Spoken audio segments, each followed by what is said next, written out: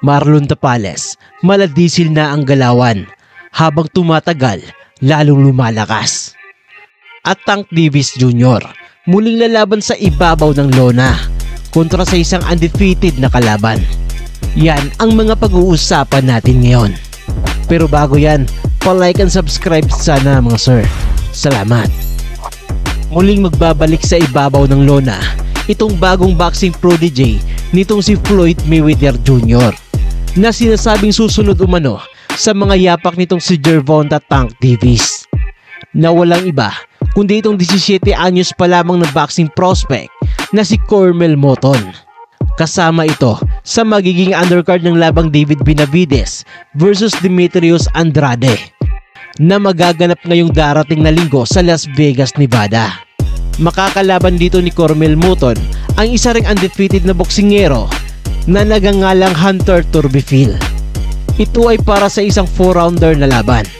Ito na ang magiging ikalawang laban bilang isang pro nitong si Cormel Moton.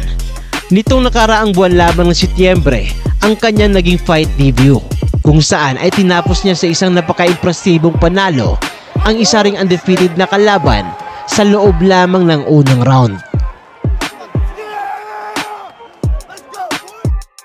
Sa kabilang banda naman ay puspusan pa rin ang ginagawang ensayo nitong ating pambato na si Marlon Tapales para sa paghahanda niya sa darating na laban kontra dito sa halimaw ng Japan na si Naoya Inoue.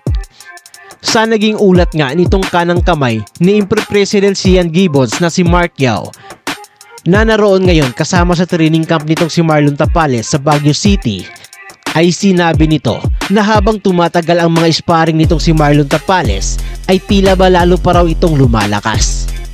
Narito at panuuri natin ang mga pasilip na sparring session nitong ating pambato na si Marlon Tapales.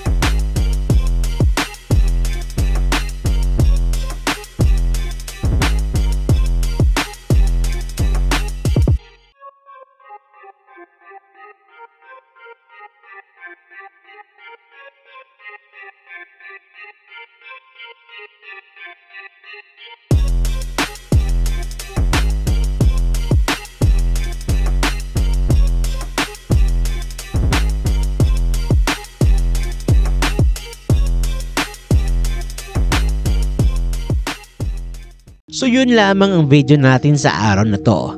Mag-iwan lamang na inyong komento at huwag mo sana kalimutang mag-like at mag-subscribe. At i-share na rin ang ating video. At muli, daghang salamat.